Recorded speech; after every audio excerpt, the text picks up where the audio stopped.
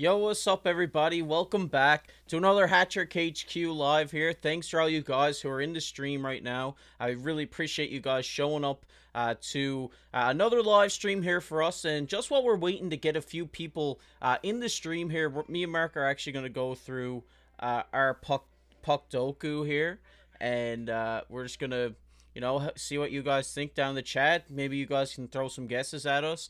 But here we go. We're into it here now, and today I really suck at these, Mark. I know me and you have been have been doing these for quite a while, just like while we're chatting or whatever. But I mean, I really suck at these things. But so I might need some help from some of you guys down in the chat. Maybe I know Mark has a lot of knowledge. He's really good at these kinds of things. So first one we're going to get into here is Buffalo and Ottawa. Someone who has played for both Buffalo and Ottawa, Mark.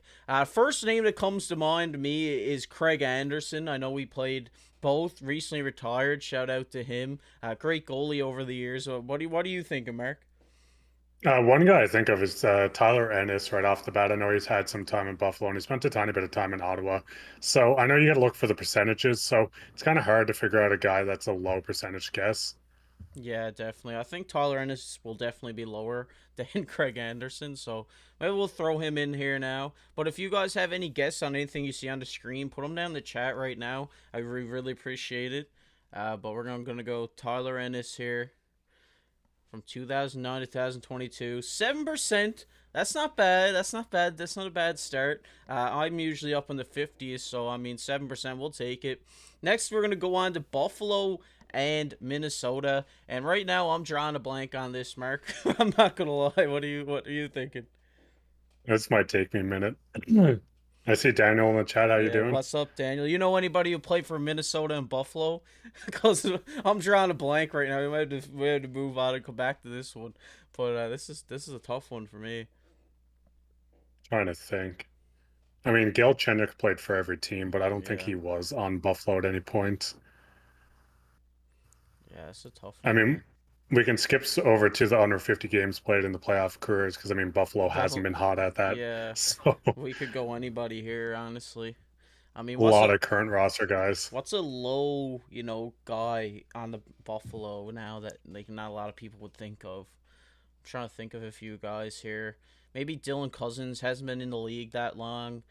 Maybe I don't know, I'm trying to go down. Alex Tuck might be one of the guys here who has 50 over 50 games played. I think he'd be a lot of people would guess him as well. But what do you think, Mark? Maybe Gergensons. Maybe a lot of people aren't thinking about Semgus Gergensons. I mean, he got a lot of votes in the All-Star game, but yeah, I'd say give him a try. Give him a go. All right, let's go. Oh, oh, get it right. Spell it right. 2%. Let's go. That's a good start. Let's go down to Ottawa and Vancouver. I know you're a secondary Vancouver Canucks fan. What are some guys who are coming to your mind here? I think Alex Chason should fit for this one. Yeah, Alex Chason, man. Wow, that's a name I haven't heard in a while. I don't know how you just thought of that, honestly. Also, for anyone knowing, I'm looking down to look at the puck duke. I'm not looking at answers or anything like Yeah, that. no, we're Jason Pominville. Is that for That Buffalo, Minnesota, Minnesota? that Shout works out perfect. Daniel. Oh my god. That is gonna be a sick guess. Oh, 16%. Wow. I That's a good one. forgot about that guy, honestly. He was a good player in his day, honestly. He was. Man, we got Vancouver and Minnesota. I think the most recent I can remember, I believe Jordy Ben did play on Yeah. Minnesota for a little bit. Yeah, I believe he did after the Habs. Yeah, and he most certainly did play on Vancouver. Yeah. All right, let's rip a Jordy Ben, see if we get it here. I'm pretty sure he did play here. He did 7%. And then we got under 50 games played in Vancouver. We could really go with anybody here.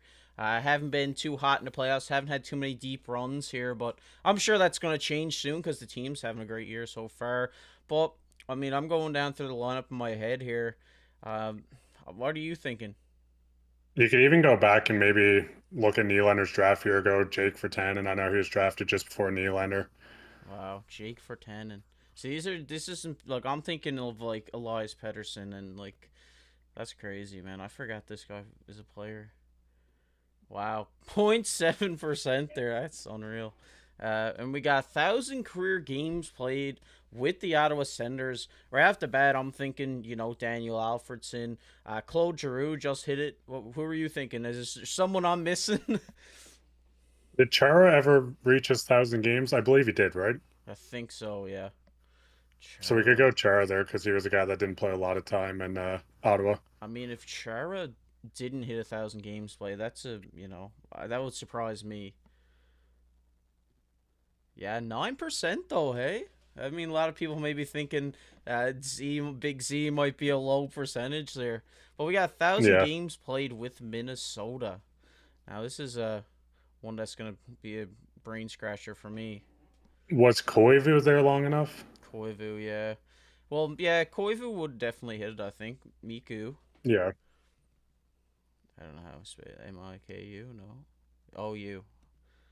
No. That's how you spell Koivu. I'm just going to put Koivu. Okay, we're struggling. Here we go. Mikko Koivu. Here we go. Here we go. 27, not bad. And our last one we got here. This is going to be the toughest one. What are you guys thinking here? We got 1,000 games played under 50 career playoff games. I know a guy who's almost there, and that's Jeff Skinner. Hopefully that changes for him soon. I'm pretty sure he's going to hit it this year regardless, but hopefully that Buffalo can make the playoffs this year. I'm just going through my mind and trying to think of a Leafs team that maybe had a guy that wasn't there long enough and never had a lot of playoff experience yet. Yeah, Daniel, what are you thinking? What are you thinking? I know you got a roster of players in your head right now. What are you thinking for 1,000 games played under 50 career playoff games? I mean, this is a tough one, man. Like I'm thinking like Matt Sundin maybe. I'm pretty sure he hit 1,000. I'm not sure if he hit 50 playoff games because Toronto. I think he's over. You think he's over? What about Yeah, Matt Stajan? Matt Stasian. That's a name I haven't heard in a while. That could be a solid guess, honestly. All right, we're throwing Matt Stasian in there. Let's go.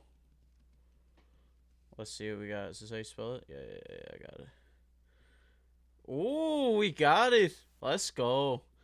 2% on Matt Stajan, man. That's pretty good. Uniqueness 71. I mean, that's pretty good. That's a pretty good start there. But we're just gonna switch back over here to our regular programming. If you must, we're just wanted to give you guys some time to get into the stream here. Maybe just get situated, have a little fun with us here. But we're gonna switch back up into here, and I know in the thumbnail here you might have seen about Nylander making history. Mark, I believe he is now number one on the Leafs for a 9-game point streak to start the season. Yeah, it's crazy when you look at it. Just a guy that's been so consistent at the start of the year. The big thing with this too is everyone's really talking about maybe he's just doing this for his contract. But if you look over the seasons, each year Nylander has got better. He's improved on his defensive game. We're seeing it this year. His scoring went up last year. His playmaking got better one year. His playoff performances look great. And I think each year Nylander's getting more comfortable at things. Once he masters a craft, if you want to say it, he'll move on to the next one. And it's getting to the point that by season's end and going into playoffs, I think we're going to have a complete form of Nylander that we really haven't had in recent years. Yeah, I mean he's playing unreal right now. The best hockey he's ever played. He leads the Leafs now in points. He's scoring at a really good rate, and I really do think that this guy's on the road for 50 this year. I think it's gonna happen, and I think he might even get to a 10-game point streak here. Mark, the way he's playing, I think it's just watching him play this year. His deking has been phenomenal. Like you see him like just pull some moves out of the bag that you maybe haven't seen in previous years, and he's just playing good right now. I think this is going to be great for the Leafs organization moving forward. Just having him come out of his shell a little bit more. Like I mean, you can't ask for much more than what he did last year, but it just seems like he's on a tier right now. He's going to have a great year for Toronto. Yeah, the big thing is he kind of talked about how he wasn't going to be losing focus on the game due to the contracts. And I think we've noticed that so far. He's a guy who's going out, he's playing his heart out each game. They didn't have a great game against LA, but it was a long road trip. They finally got home. I think it was the worst game I've seen this season by far. And I think it's going to be the worst game we do see. I think they're going to build off this. They'll get back into the win column against Boston. And Nylander's just playing at such a high caliber. The price tag of him is probably going up a bit, or in that since they probably have a dead set number that they're slowly trying to get the Leafs to get to. So I think Treliving does get this done. I think Nylander is obviously not affected by this contract talks, and I think, like I said, we'll see the perfect and complete form of Nylander by playoffs. Yeah, definitely. I have to agree there. They are playing pretty good right now, and I really do think they're going to get back into winning form here. Obviously, it was a rough night last night. It wasn't a bad game though. I thought they had a good game. They had a chance there to definitely win. It's just like LA's goalie was playing unreal for them last night. Yeah, that's the big thing. And like I said, they were tired. It's a long road trip. They'll get that game behind them pretty much and just go on to the next one. Yeah, definitely. And another thing we want to talk about today is Elias Pettersson. Elias Pettersson, I believe right now, I'm just going to have a look. I believe he's, 16 points through 9 games to start the season, 5 goals, 11 assists. And Mark, this guy's a guy who's looking for a contract just like Nylander. And these two European guys are having such great starts to come in out of the gates this NHL season. And Pettersson's really putting the push on Vancouver and kind of getting them over that hump and getting them into a playoff contending team. Yeah, he's a huge piece for that too. When you kind of look at him as a player, he's almost developing like we're talking about Nylander into a complete guy. He's good at winning draws. He can score. He can play make, and the guy's an absolute all star over there. In my opinion, you have Quinn Hughes and you have Pettersson. I'd put Pettersson above Quinn Hughes as the franchise player in Vancouver, and overall his game's just outstanding. And I think the Canucks are going to get into a weird situation of not be able to get a sign in time, but I think they have to hammer down, get it done, give him what he wants, and lock him up long term to be a Vancouver Canuck for life. Yeah, I definitely have to agree with you. And like you said, it's they have their franchise defenseman there with Quinn Hughes, and now they do have Pettersson there, who's playing It has been playing really good over the last few years, and it just seems like this year he's elevating his game to that another level. And I really think by the end of the season, I think we'll be naming him the top center in the league. Yeah, no, there's a high chance for that. Yeah, so I think we got to see this contract come soon. I think both of these guys are going to get a decent chunk of change here coming up, and it's just a matter of time when that happens. But, Mark, we got to talk about the Ottawa drama. There's been a lot of drama in Ottawa, and it just sucks because Ottawa has a good team, but it's kind of taken the last week has really taken it off the game of hockey and more into the business side. I mean, first, we're going to talk about Shane Pinto's 41-game suspension. What were your initial reactions on that suspension? It was so weird just kind of looking at it because the league kind of came out and said, hey, he didn't do this one thing, but we're suspending him without really making public reasons. So it's hard to kind of look at that and figure out what's happening. Obviously, Pinto didn't come out. He didn't kind of argue with this. So I think what he did, he did wrong. He'll get this contract signed. He'll start serving these 41 games. And hopefully they just get him back into this lineup sooner rather than later. Yeah, definitely. We want to see him get a deal done. Obviously, what he did, we obviously don't know what he did because the full details aren't released just due to the whole restrictions and rules around the deals in the league and stuff. But I really do think it is justified a little bit. Obviously, we don't know what he did, so it has to be justified for them to give him that big of a suspension. But hopefully, like you said, we can see this guy come back in, get a contract, start playing his game like he was, because this guy's a great player, and we don't want to see this, harm his career any further than it already has. Yeah, that's a big thing. He was a staple for the Sens third line last year, so it's a big thing getting him in. The Sens obviously aren't off to a great start, but they want to contend. They've built this team of veterans, young guys, just everything in between, just to make this deep playoff run or to make a playoff run at this point. So getting him back, making him a staple on this third line center, or maybe move him up into the top six is just a must do at this point. Yeah, and the other thing here with Ottawa is the whole losing the first round pick today. I thought that was pretty wild. Wasn't really sure what it was, but I read deeper into it. I mean, when they went to trade Evgeny Dadonov to Vegas, it was, I think, maybe was it last season, year before, or a couple of years ago now, I'm not sure. But they forgot to tell him that he had a ten team no trade list, and then when they went to go deal him to Anaheim Ducks, the Anaheim Ducks were on his no trade list. So then they couldn't trade him, and they didn't know he had a no trade list. So it just seems like something was missed upon this transaction or something like that. But I mean, it sucks for the GM to lose his job over this, but for them to lose a first round pick is big news too, because this is a pick that maybe they could have traded to solidify their chances as a playoff team, a pick that they could have used to maybe bolster their future. I mean, it just sucks for the Ottawa Senators right now. Over the last couple of weeks, they've had some horrendous news. Yeah, we've seen Dorian get pretty much canned today, so they're going to move on to a new general manager. The one thing that what I read into is they can pick, I believe it's the first round pick within this year, next year, or the year after. So the next three drafts. So if it comes to the situation where they're a team that doesn't make the playoffs, they win the draft lottery, they're not going to lose the pick this year. They'll end up pushing it back until they do compete for the playoffs. But losing a first round pick is so big because, like you said, this is a pick that you can either draft a guy, you can use this in a big trade to move a contract. There's so many things you can do with this pick.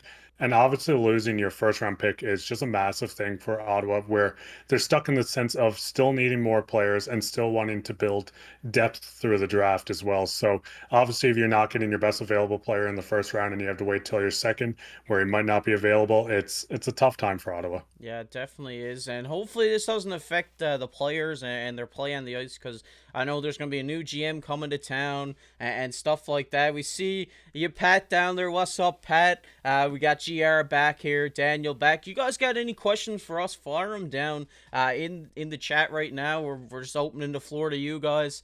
We kind of talked about the major things we want to talk about, but Mark, I got to talk about the Montreal Canadiens. I mean, they're playing unreal right now to start the year, and I mean, they did lose a heartbreaker the other night against Vegas in a shootout. I stayed up to watch that game. They pulled it back, and then our hometown boy Alex Newhook hit the post in the shootout, and they didn't come away with the win. But they are playing; they're on fire right now. Cole Caulfield's having a great start to the year for them. Sean Monahan has surprisingly elevated his game a little bit too. He's been great on the faceoffs, and this team's just been fun to watch. Montembeau's been solid there too. Jake Allen's been playing really good this year. I'm pretty sure he's like at a 930 save percentage right now. And I mean, their defense looks amazing. Matheson's such a great skater. And I mean, I'm just hyped on Montreal right now. I was not expecting them to have such a hot start, but they are. When you look at it, I've seen an events graph somewhere that showed that it wasn't really the team's forwards defense. Obviously, this does take into account, but it was the fact that the goalies have just been standing on their heads, making huge saves. I mean, we've seen Allen against Toronto. He looked incredible in this game. And just overall, the team's goalies are really just over exceeding what people might have expected. So it's great in the sense of you get a lot of wins from this. You can, squeak games out against bigger teams that you might not usually win a game against. And it also helps raise the trade value if it gets to the point of maybe wanting to move Allen or Montebo and bringing a guy like Primo up. It just gives you so much flexibility with the goalies playing so hot. Yeah, I see Daniel down here talking about the LA helmets last night. It's like something out of World of Chill, the silver chrome buckets, you know. But I like them personally. It's just a different switch up. I like these chrome helmets. I think the ones that Vegas got are like gold chrome too. I just think it's a different style, a different way to play the game. And I mean, it's got to be hard for the opposing team too. You know, you're coming down the ice, you got all the lights in the building just reflecting off these players' helmets. I'm personally not a big fan of them. I think they are cool, but when you overall just look at them, they're almost too distracting on the ice, in my opinion. Yeah, I definitely have to agree with you, Mark. And one thing I didn't really want to talk about, but I'm just gonna bring it up here. We can just talk about it right quick. Obviously, the whole hockey world lost somebody earlier this week. Adam Johnson, unfortunately, got cut by a skate blade and later on died. And I just wanted to bring up the fact to you about the neck guard situation. Do you think we're gonna see a lot of teams maybe implementing neck guards, or maybe the NHL or NHLPA looking at a type of material that players can wear around their necks, kind of similar to what they do around their wrists, like a Kevlar material? Do you think maybe we'll see this implemented over the coming years? The big thing with that, I think there is a lot of leagues talking about pushing it this season or next year to kind of make it mandatory to wear these. I know a lot of people that I've seen on Twitter, online, or just people that I know that played hockey said you might take a one or two game adjustment just to kind of get over the feeling of what it's like of having this new equipment on. But overall, the main thing about sports is everyone's health, of course. So whatever the league thinks is deemed the best opinion, ideal with it. If the players are fine with it, I think it's a great idea just for everyone to hop on board, start wearing this, and just make sure everyone is safe. And obviously, our thoughts and prayers go out to the Johnson family. Obviously, this is something when you're playing the game you never think is going to happen, and it's unfortunate that it did. But it might change the game for the better because this will never happen again. It might take a couple of seasons to maybe for them to implement something like this. But like you said, if they do it, say, the beginning of next season before training camp, so then everybody can get on the ice, play training camp and preseason with this new gear on, it maybe help them out. It might help them into this season. We kind of seen it with the visor. The visor was kind of grandfathered in. There's not very many players that don't play without a visor now. So I think this is the kind of the way we'll see this happen going forward in the NHL. Yeah, that's the big thing. And like I said, it's going to be a thing where you're going to see a lot of players coming out doing it on their own. And it's not going to be where the NHL might force everyone to do it. But a lot of people are going to do it just for the safety of themselves, obviously, the safety of others. And that's the main thing about sports. It's obviously to go out there, win the Stanley Cup, but it's also that everyone is safe at the end of the day. Yeah, I definitely would agree with you there, Mark. Is there anything that you want to throw out there right now? I'm giving you the floor. Throw out there. I know Daniel was saying the Leafs need to be on their A game tomorrow. I agree. They need to really bounce back. We've seen situations last season, especially with the Leafs, win a game, then they'll lose one, and they'll kind of just feed off the loss in a bad way, where they kind of just don't play up to their expectations. They're down on themselves. I think a guy like Ryan Reeves is going to be huge in the sense of pushing them over this, making their minds get off a loss, and just push forward the next game. I think it's against Boston. Charlie McAvoy is suspended, so that is a big loss for Boston, which does benefit the Leafs. I think it's going to be a tough game, but it's a big win for Toronto. It's a team in the Atlantic Division, a team they're going to be battling for the President's Trophy at the top of the Atlantic, and it's a must win, in my opinion. Yeah, and Boston's still undefeated in regulation, so maybe we'll see a great game. I think this is going to be a great game. Both top teams in the Atlantic Division battling at it. Obviously, the Toronto Boston rivalry. This game is going to be high energy, high intensity. Can't wait to see Ryan Reeves out there laying somebody out because it's going to happen. But just on that topic, like undefeated in regulation, they're 10 games in. They're 9-0-1. Same with the Vegas Golden Knights right now, 9-0-1 as well. This Boston team is exceeding everybody's expectations. Everybody expected them for kind of the bottom to fall out of it when Krejci retired and Bergeron retired, but this team's playing better than ever, and it's really surprising me. Yeah, no, it really surprised me too. I know I was really down on the Bruins going into the season. Obviously, doing that as a Leafs fan is not a good idea. We've learned our lessons. But when you look at the team, they lost their captain, they lost one of the staples on their second line for quite some time. And just with the team almost having this weird turnover, a guy like Pavel Zacha having to step up, they have a rookie that's emerging in the top six. Marchand's still there.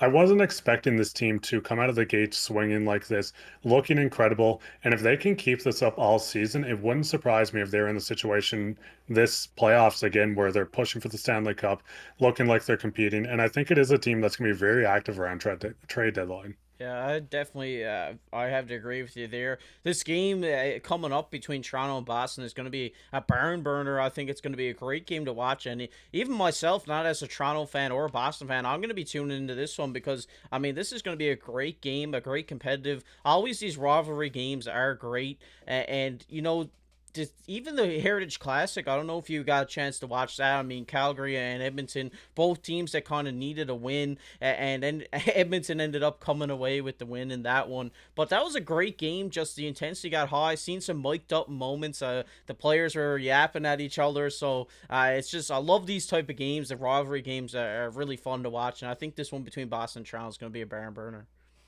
Oh, for sure. I can definitely see a Lucic and Reeves fight happening in the near future. These are two teams that don't necessarily hate each other, but they definitely don't like each other.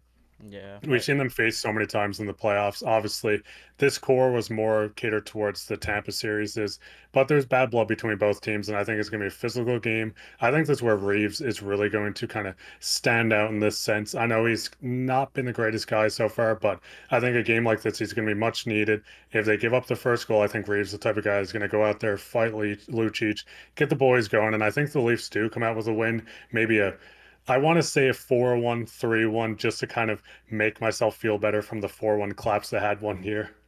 yeah, definitely. It'd be great to see him go out and get that win. Who do you think starts in net? against Boston. Against Boston, I think Samsonov will drive. We've seen Woll kind of had a bad game. It wasn't completely on him. The Leafs team played almost terrible around him. But I think they go Samsonov. I think this is the game where the Leafs come out with a big win, gets his confidence up, and then we start seeing the split between two goalies at their peak, playing incredible for the Toronto Maple Leafs. Yeah, I definitely have to agree with you. Pat G says 4-2 for the Leafs against Boston. Not really far off of what you were saying here. But yeah, I'm just one thing. Going away from Toronto here, one thing I just want to bring up. I know we brought it up in the last live. I mean, Jack Hughes, this dude hasn't stopped since we went live last Wednesday. He has 18 points right now. This kid's on fire, and I've seen a couple people saying he might hit 150 this year. I'm not quite sure about that, but it's definitely looking like it if he keeps it up the way he is. I mean, you look at New Jersey, they're almost on an absolute wagon. They're a team that everyone loves. They're a young team. And the big thing with this team is you have Jack Hughes, who's emerging as the number one center in the league, emerging as a top 10, top five center. He's playing outstanding. And then you have a guy like Nico Hischier, who doesn't get talked about a lot, but he's a guy that's been in the Selke conversations. He's a true leader for this team. So just having these 1-2 punch down the middle of these centers, New Jersey looks like a team that's going to be almost outstanding for the next couple of seasons. You got guys like Luke Hughes coming up, a guy like Dawson Mercer. I know every Newfoundlander loves Dawson Mercer. And just overall, I think this team's going to be very competitive this year. And I wouldn't be surprised. And I actually have them versus the Leafs in my Eastern Conference Finals. Yeah, that'd be pretty cool to see. I think they're the best team with new in their name. I think they're better than the Rangers, better than the Islanders. I really like this team. It's such a fun team to watch. Let us know down in the chat here, guys. Any question you got for us? We're not on for much longer, but I mean, we'd like to hear from you guys. Answer some of your guys' questions. I know some of you guys are loyal viewers, like Alistair. He's just joined in. Shout out to you, Daniel, Patchy, obviously just these guys. Just throw your questions down there. I know you watch our videos pretty frequently, so you might have some questions for us. Just make sure to throw them down so we can answer them all. But yeah, Mark, obviously, the NHL's in full effect right now, and I kind of got NHL fever a little bit. I think it's going to be great. I'm usually an NBA fan too, but I haven't watched any of the NBA since it started because I've been so high on the NHL. It's been so fun to watch. Yeah, I've been watching both the NBA. The Raptors are always fun to watch, but I've been really just interested in watching so many teams this year in the NHL. I'll catch myself watching a random Minnesota game late at night. There might be an LA game. Well, I did watch the LA versus Toronto one, but just these other teams on the West Coast. You look down in Texas, these areas. There's so many teams that are just so fun to watch that you don't really get a lot of coverage on sometimes. So if I turn my TV on, there's a random team playing. It could be Arizona versus the Dallas Stars. I'll throw it on, sit back, and just watching hockey is so enjoyable. I'm sure everyone here feels the same way. Yeah, it definitely is. One thing I just want to touch on here too, Mark, while we got a little bit of time, is the rookie point leaders right now. And number one is Ridley Gregg from the Ottawa Senators, and then underneath him you got Cooley, Luke Hughes, Bobby Brink, Connor Bedard, all in second with 6 right now. So it just seems like this race for is going to be really tight this year, and a guy who you would not expect, Ridley Gregg, to kind of step up for Ottawa this year and be leading rookies in points right now. Yeah, we're seeing so many young players come in. I know I always talk about Minton. We've seen him come in, kind of show how good this young future is that's coming up. And Minton was a guy that kind of struggled, didn't get a lot of points. He did look good on the ice, but you have so many of high talented, like high picks coming into the league, just looking outstanding immediately. You got a guy like Adam Fantilli. Leo Carlson looks great over in Anaheim as well. And just overall, it's so much promise from this young generation coming up. Yeah, Pat G says thoughts on the West Coast team. Pat, which one do you want us to talk about? Throw it down there. We'll talk about it for you. One team that the West Coast team that I kind of wanted to bring up here was Winnipeg. Winnipeg's actually having a probably, I think they're the fourth best Canadian team right now. I think they're seventh in the West, and they're just playing great right now. 4-3-2 to start the year. Got both their big guys back. Scheifele 8 points through 9 games, playing really well. And one of my favorite players in the whole league, Kyle Connor, is having a great start. 5 goals. I think Winnipeg has the team and the goaltending to maybe make a good push in this playoffs coming this year. Yeah, and the big thing is when you kind of look at this team, they're off to a fine start where they're looking good for their division. They're looking like a team that will be competitive. But even like a guy like Gabe Vilardi, who hasn't been with the team since he was injured, you're looking at they traded Pierre-Luc Dubois for him. He's not even in the lineup right now. So if this team can keep what they're doing, string together a couple wins, honestly, and get a couple of key guys back, the team's going to be great. I think they're a playoff team. I'm not sure if they're going to be a full-on contender, but anything can happen in hockey. A goal could go in, and it could be the only goal scored in that game, and it was just a dirty goal, and they end up winning it. So, Yeah, I know. It's crazy what can happen in a game of hockey here. And Patchy wants to know about Calgary. So, Calgary is having a bit of a rough start. We kind of touched on it in our video yesterday, but they've stopped all contract talks with people who are coming up this year. So it'll be interesting to see what happens over the coming weeks here in Calgary. Maybe they're looking to move some guys. Maybe they're like we said, looking to shake up the team a little bit. But I mean, I think this they have a great roster right now. I'm just not sure why it's clicking. And like they have a great team on paper and on the ice. It should be working. You know. yeah, because the big thing with them is, I know we kind of touched about it in the video, is they're not in the sense where they can kind of blow this team up and start a full-blown rebuild. You have Kadri locked in for, I think it was 6 more years. A guy like Huberdeau locked up for 7. You have Mackenzie Weegar, Markstrom, all these guys, and it's just so hard to move out these big contracts or go into the sense of, hey, we want to rebuild with these guys. I think it's gonna be the sense where you see a couple guys maybe moved out to bolster up the defense a little more, or maybe they move Hanifin, Sidorov, maybe a guy like Tanev, and then you bring back these other guys that could either help shake the team up or maybe they're a little less value. You kind of take it slow this year, see if you can get your footing back in. If not, just make the full push again next season. Yeah, and the thing with Calgary is they kind of have a unspoken or unsung hero, sorry, not unspoken, in Andrew Mangiapane, who's he's been playing good over the last couple seasons.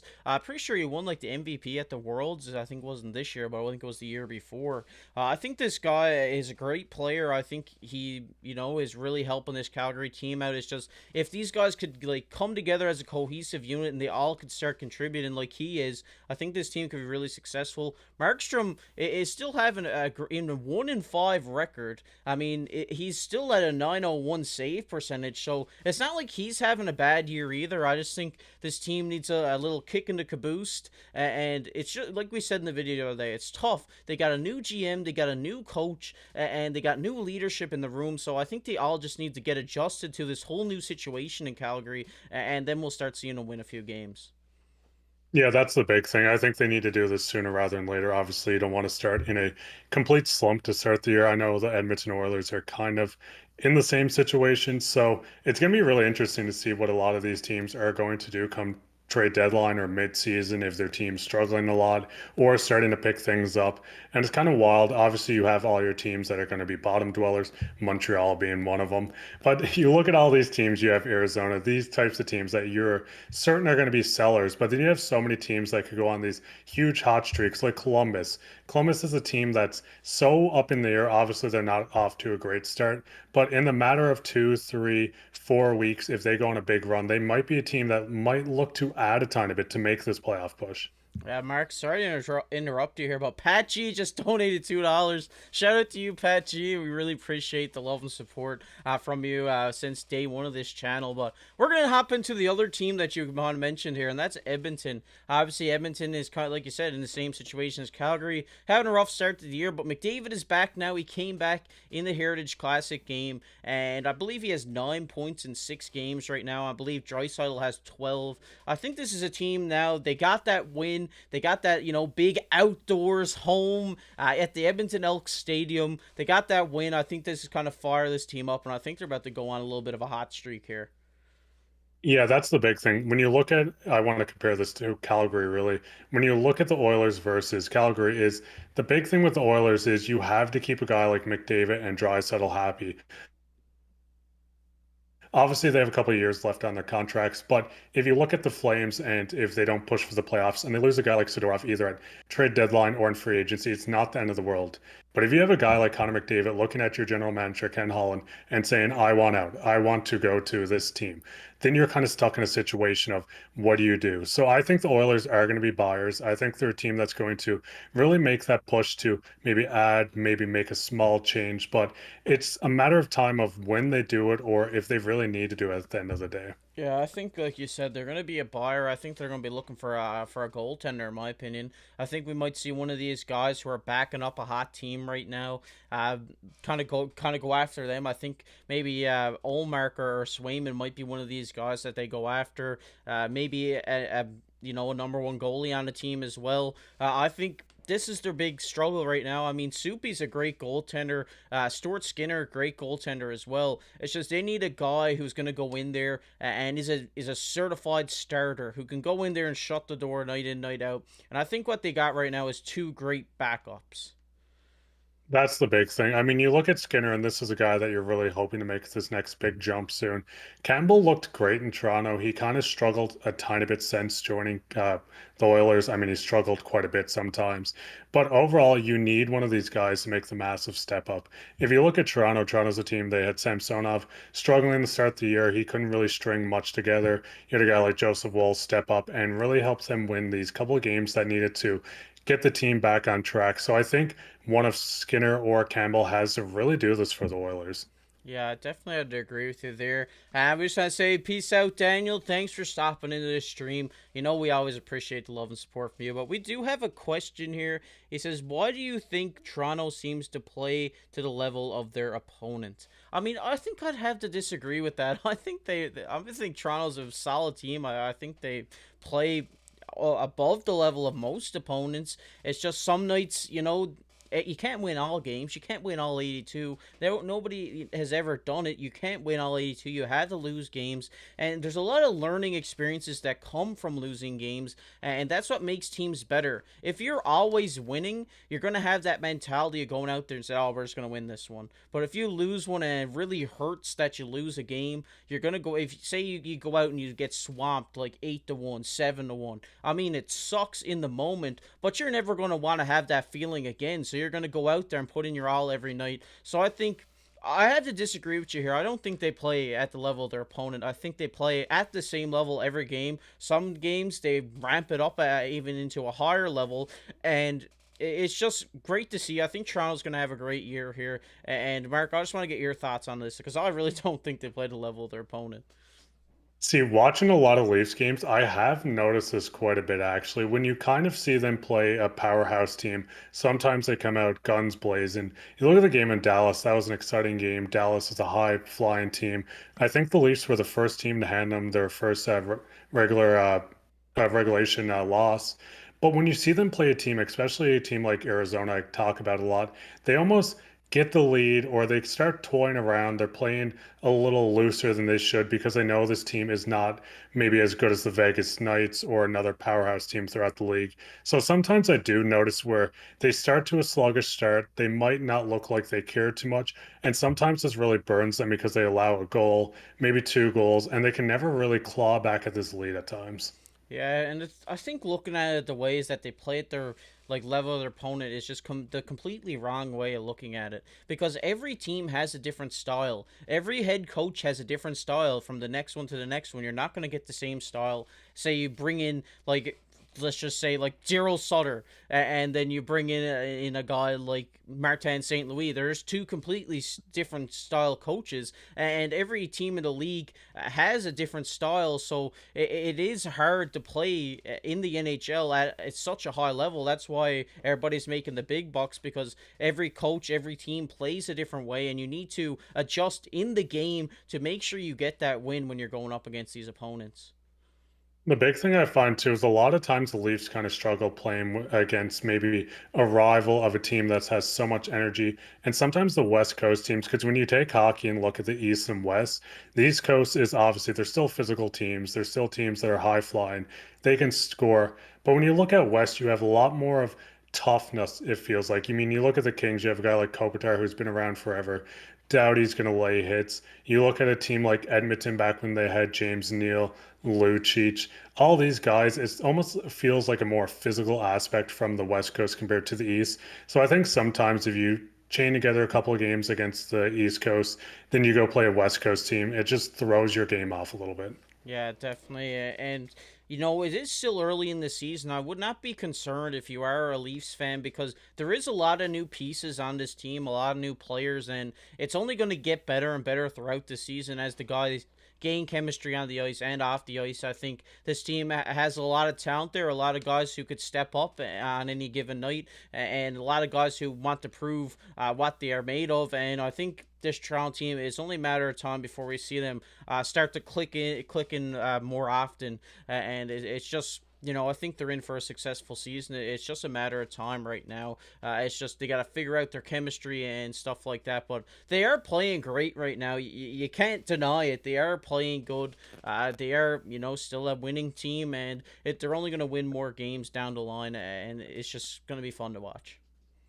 Yeah, no, for sure. And I see in the comments someone says the Kings are a contender like Vegas. I completely agree. I think they looked outstanding last playoffs. They got a guy like Pierre-Luc Dubois they added this offseason, and they're just a strong physical team. They have so much leadership, cup experience from a guy like Kopitar, Doughty. These guys that I think they're almost in the position where they can make a deep little run. They could surprise a couple teams and maybe make the Western Conference Finals. Like I said, hockey is just a game of you throw the puck at the net and sometimes it squeaks through, sometimes it doesn't. Obviously, there's skill to this, but so many teams get lucky bounces that could really alter and change a playoff series in a massive way. Yeah, definitely. And of course, they got Canadians Habs legend Philip Deneau, one of my favorite players in the league. I mean, this guy, I really wanted him to stay in Montreal, but for that price tag, we couldn't really keep him in. But this guy's one of the best centers in the league, one of the most underrated centers in the league, in my opinion. He goes in, night out, plays against the best centers in the league, wins the draws, and is a great 200-foot player. And I really do think, like you said, this LA Kings team could shock a lot of people this year, could come out, be cup contenders, and I'm really excited to see it because I always love watching LA in the playoffs. They got such high intensity, they throw the body around, and they're just great series to watch. Yeah, no, especially like when you look at this team, like I said, there's so much skill, leadership, all this. Phil Deneau, I remember biting my remote trying to watch Austin Matthews score on him. He looked outstanding in that Montreal series. But overall, they have a really great constructed team. I think they're going to be a team that definitely makes the playoffs, could be a sneaky playoff team. And there's so many teams like that throughout the league. Yeah, see you later, Pat G. Thanks for stopping by, and old fashioned dad. Thanks for the question. It really got us talking here. Really appreciate it. Any of you guys got any more questions before we take off here? We're probably going to take off here in the next 5 minutes. Just make sure to throw them down there. But Mark, what are you thinking right now? What's on your mind in the NHL? Something that you want to get off your chest? A couple things. Let's see. Well, obviously, Samsonov needs a big game. He needs to step up. But there's so many teams around the league, like I said, that you don't know if they're going to be selling. I think this year feels different in the sense of you obviously don't have, okay, here's our top 15 teams and our bottom 15 teams. Like I said, a team like Columbus that recently went out, acquired a bunch, and try to make this next push don't look amazing right now. But if they can string together maybe a 8, 9, 10 game win streak, it really alters this team. So it's going to be interesting to see a team like this, Calgary, Edmonton, and just all these teams of how they approach trade deadline this year or how they approach changing the roster up midseason. Yeah, trade deadline's going to be a fun one this year. I think there's going to be a lot of deals made, especially within the Arizona Coyotes, because they get a couple cheap defensemen there that a lot like playoff teams could use. But I really do think Arizona got a solid team down there too. I think Logan Cooley, one of my favorite players to watch. I mean, I find myself watching Arizona games, which is really weird to say because I never thought I would. But they are fun games to watch. They're a fun team, and if you're an Arizona fan, it sucks, but like it's the future is there. They're going to have one of the top picks this year. Maybe next year or a couple of years, I think they're going to be a contender for sure. But my heart goes out to Arizona fans. But if nobody else has any questions down there, we're just going to say thanks to everybody who stopped by today. We're not really sure how these lives were going to work out, but we appreciate everybody stopping by, putting your questions down there. We're maybe thinking about making this a weekly occurrence, so make sure to let us know down below what your whole thoughts thoughts. Maybe us making this a weekly thing is just to hop on, say what's up, chat about the NHL, and hear your guys' takes on what's happening around the league. But, I mean, if you guys enjoyed this, make sure to go down below, hit that like button, hit that subscribe button. We're getting close to 2K, and we just want to say thanks to all you guys who subscribe, support our videos day to day. We really appreciate it. But, I've been KC, alongside my co-host Mark Pod.